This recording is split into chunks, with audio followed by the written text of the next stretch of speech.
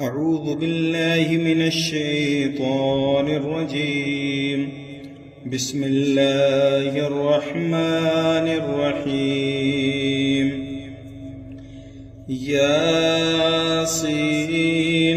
والقرآن الحكيم إنك لمن المرسلين على صراط مستقيم تنزيل العزيز الرحيم لتنذر قوما ما أنذر آباؤهم فهم غافلون لقد حق القول على أكثرهم فهم لا يؤمنون إنا جعلنا في أعناقهم أغلالا فهي إلى الأذقان فهم مقمحون وجعلنا من بين أيديهم سدا